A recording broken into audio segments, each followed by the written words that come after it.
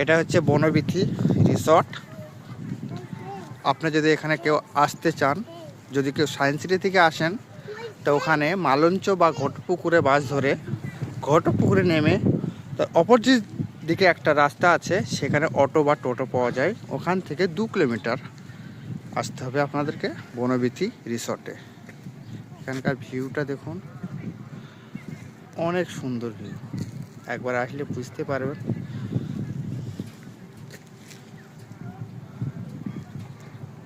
পুরো গ্রাম্য পরিবেশ,